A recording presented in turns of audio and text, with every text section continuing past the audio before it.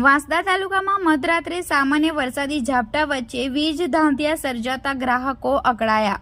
વાંસદા તાલુકામાં મોડી રાત્રે વરસાદી વાતાવરણ વચ્ચે ચોમાસું પૂર્વે મોડી રાત્રે વીજ પુરવઠો ખોરવાઈ જતા અંધારપટ છવાયો હતો।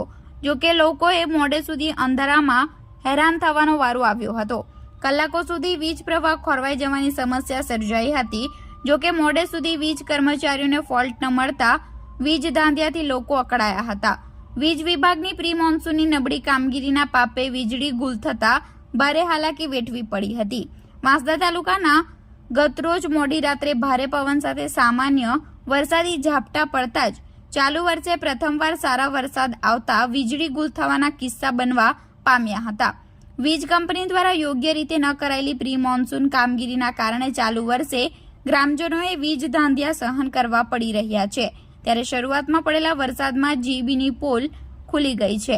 પ્રાપ્ત માહિતી અનુસાર દર વર્ષે ચોમાસા પહેલા ગ્રાહકોને ચોમાસા દરમિયાન મુશ્કેલી ન પડે તે માટે વીજ વિભાગે પ્રી મોન્સૂનની કામગીરી કરવાની હોય છે, જેમાં નમી ગયેલા તારો, જોખમી ડાળીઓ, વૃક્ષો તેમજ થાંભલાને ફિટિંગ કરવા જેવી કામગીરી કરવાની હોય, જેથી ચોમાસા દરમિયાન વરસાદમાં ડાળીઓ ન પડે કે તાર તૂટી ન પડે તે માટે દર વર્ષે કામગીરી હાથ ધરે છે।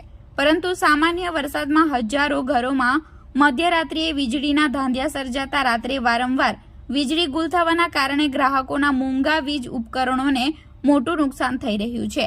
ઘણા લોકોએ ડરથી પોતાના એસી સહિતના વીજ ઉપકરણો ફૂંકાઈ જવાના ડરથી બંધ કરી દીધા હતા।